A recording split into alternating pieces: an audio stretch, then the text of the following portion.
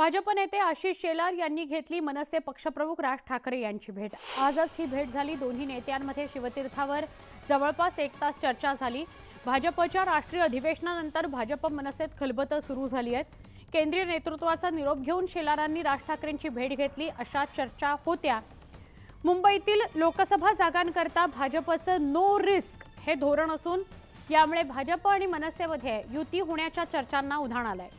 दोन्ही नेत्यांमध्ये मनसे आणि भाजपमध्ये हातमिळवणी करण्यासाठीची चर्चा झाल्याची शक्यता राजकीय वर्तुळात आहे। तर आज राज ठाकरेंची पत्रकार परिषद झाली। यावेळी ते या युतीबाबत काही बोलतील असं वाटलं होतं, पण राज ठाकरेंनी निवडणुकीच्या वेळी याबाबत निर्णय घेऊ असं म्हटलंय आणि शेलारांनी सुद्धा या गाठीभेटीचा उलगडा योग्य वेळी करू असं म्हटलंय। ज्याला निवडणुकीवरती बोलायचं त्याला मी निवडणुकीवरती बोलतो, ज्याला निवडणुकीवरती बोलायचं त्याला मी निवडणुकीवरती बोलतो। सातगीतचा काही सवाल नाही आहे। भेटी राजकारणात होत असतात। आम्ही राजकीय मित्र आहोत, व्यक्तिगत मित्र आहोत, भेटत असतो। त्यात आम्ही साथ घालायला वगैरे गेलो असं काही सांगण्याचा अर्थ नाही आहे। आता पुरता सांगण्याचं एवढाच मुद्दा आहे की राजकीय त्याच्यावरचा निर्णय हा आता काहीच नाही, तो योग्य वेळेला राजकारण आणि निवडणुका घोषित झाल्यावर करू।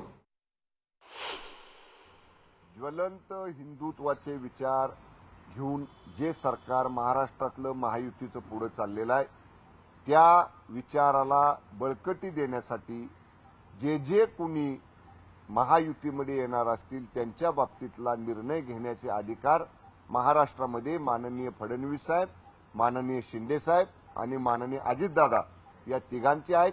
ते तिघं जो निर्णय घेतील त्याप्रमाणे येणाऱ्या सर्व नवीन मित्रांचं आम्ही स्वागतच करू। माझं असं म्हणणं आहे की राजसाहेबांचा मित्रपरिवार हा फार मोठा आहे। सगळ्या पक्षांमध्येच राजसाहेबांना मानणारा मोठा वर्ग आहे। काही दिवसा अगोदर पण राजसाहेबांनी राणेसाहेबांची पण चर्चा फोनवर झालेली होती आणि आता आशिष शेलारजी त्यांना भेटतायत।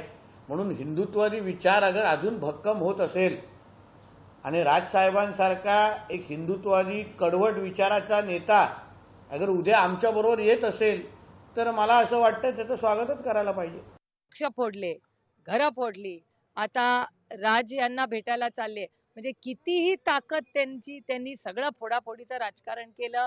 आईस म्हणजे इन्कम टॅक्स, सीबीआय, ईडी झालं तरी त्यांना अजून कॉन्फिडन्स नाहीये की आपण जिंकू शकू।